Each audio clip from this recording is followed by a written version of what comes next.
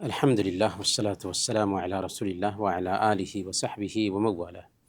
محترم بھائیو، السلام علیکم ورحمۃ اللہ وبرکاتہ۔ سورہ البقرہ کی آیت نمبر 107 سے 108 تک کی تفسیر آج جانیں گے۔ اللہ تعالیٰ فرماتا ہے: اعوذ باللہ من الشیطان الرجیم، بسم اللہ الرحمن الرحیم۔ الم تعلم ان اللہ لہ ملک السماوات والارض وما لکم من دون اللہ من ولی ولا نصیر۔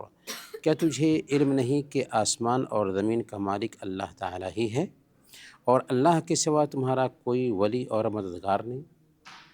اس آیت کریمہ میں اللہ تعالیٰ نے نسخ کی طرف اشارہ کرتے ہوئے اور بالعموم یہ بات کہی ہے کہ اللہ تعالیٰ ہر چیز پر طاقت رکھتا ہے، اور آسمان کی بادشاہت اور زمین کی بادشاہت، ساری بادشاہت اللہ تعالیٰ کے ہاتھ میں۔ گویا کہ آسمان کی حکومت بھی اللہ ہی کے پاس ہے، اور زمین کی حکومت بھی اللہ ہی کے پاس ہے۔ لوگوں کے پاس جو اختیارات ہیں، جیسے کوئی ملکوں کا وزیر اعظم ہے یا کسی ملک کا صدر ہے، تو یہ اختیار محدود ہے، لیکن اللہ تعالیٰ زمین کی ہر چیز کا مالک ہے، اللہ تعالیٰ آسمان کی ہر چیز کا مالک ہے۔ اس کائنات میں جو کچھ بھی ہے سب کا مالک اللہ تعالیٰ ہے۔ وَمَا لَكُم مِّن دُونِ اللَّهِ مِن وَلِيٍّ وَلَا نَصِيرٍ، اللہ تعالیٰ مالک بھی ہے، اور اللہ کے علاوہ تمہارا کوئی دوست اور مددگار بھی نہیں ہے۔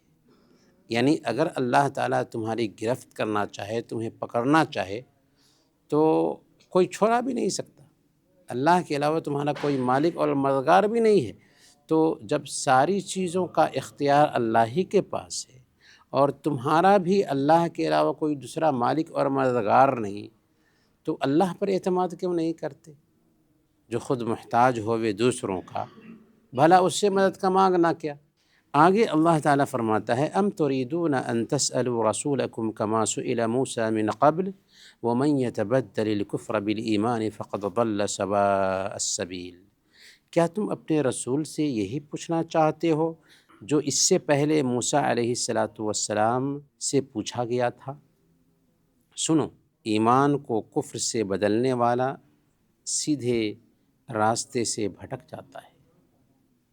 اس آیت کریمہ میں دراصل ایمان والوں کو ایک تعلیم دی جا رہی ہے۔ تعلیم یہ دی جا رہی ہے کہ تمہیں کثرت سوال سے بچنا چاہیے، گستاخانہ سوالات سے بچنا چاہیے۔ زندگی میں جن سوالات کی ایک انسان کو ضرورت نہیں ہے، ایسے سوالات سے بچنے کا اہتمام کرو۔ اللہ تعالیٰ نے فرمایا کہ کیا تم اپنے رسول سے یہی سوالات پوچھ رہے ہو جو سوالات یہودیوں نے موسیٰ علیہ السلام سے پوچھا؟ جیسے موسیٰ علیہ السلام سے یہودیوں نے کہا: ارنا اللہ جہرا، اے موسیٰ ہمیں اللہ کو کھلم کھلا دکھا دے تب ہم مانیں گے۔ تو گستاخانہ سوالات یہ نہیں ہونے چاہیے۔ اسی لیے صحیح بخاری اور صحیح مسلم کی روایت ہے، اللہ کے نبی صلی اللہ علیہ وسلم نے بیان فرمایا: ان اللہ کرہ لکم ثلاثا قیل وقال وکثرت السؤال واضاعۃ المال۔ اللہ تعالیٰ نے تمہارے لیے 3 چیزوں کو ناپسند کیا ہے: قیل و قال کو، زیادہ سے زیادہ سوالات کو، اور مال کو برباد کرنے کو۔ تو بیجا سوالات جس میں ہمارے دین کا فائدہ نہ ہو، دنیا کا فائدہ نہ ہو، ایسے سوالات سے ہماری شریعت منع کرتی ہے۔ ہاں، اگر سوالات ایسے ہوں کہ جن سے جانکاری مقصود، احکام کی جانکاری، عقیدے کی جانکاری اور شریعت کے مسائل کی جانکاری مقصود ہو، تو یہ سوالات قابل تعریف ہیں۔ اللہ کے نبی صلی اللہ علیہ وسلم سے صحابہ سوالات کرتے تھے، اور سوال کے ذریعہ بھی دین سیکھا جا سکتا ہے۔ تو سوالات کرنے سے پتہ چلتا ہے کہ معلومات اخذ کرنے کا، معلومات لینے کا جذبہ آدمی کے اندر پایا جا رہا ہے۔ تو سوالات کرنے سے ہماری شریعت نہیں روکتی، سوال کرنے پر ابھارتی ہے کہ کسی بھی مسئلے میں اگر ذہن میں سوال پیدا ہو رہا ہے تو پوچھنا چاہیے، لیکن بے جا سوالات، عاجز کرنے والے سوالات یہ نہیں ہونے چاہیے۔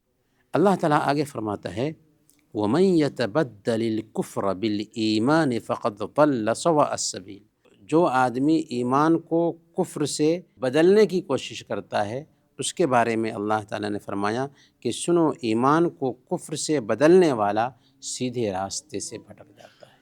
ایمان کو کفر سے بدلنے والا یعنی اگر کوئی آدمی بیجا سوالات کرتا ہے، جس سوال کی انسان کو اس کی زندگی میں ضرورت نہیں ہے، بیجا سوالات کرتا ہے، گستاخانہ سوالات کرتا ہے، تو گستاخانہ سوالات یعنی نبی سے گستاخانہ سوالات کرنا یہ دراصل کفریہ عمل ہے۔ اسی لیے اللہ نے یہ بات کہی ہے کہ سنو، ایمان کو کفر سے بدلنے والا سیدھے راستے سے بھٹک جاتا ہے۔ تو اس لیے گستاخانہ سوالات خاص طور پر نبی سے کرنا یہ دراصل ایمان کو کفر سے بدلنا ہے، تو ایسی حالت سے ایک انسان کو بچنا چاہیے۔ گویا کہ اس آیت کریمہ سے ہمیں یہ تعلیم مل رہی ہے کہ ہمیں گستاخانہ سوالات نہیں کرنے ہیں، بیجا سوالات نہیں کرنے ہیں، لیکن اچھے سوالات کرنا اسلام ہمیں اس پر ابھارتا ہے۔ وصلی اللہ علی نبینا محمد وعلی آلہ وصحبہ اجمعین۔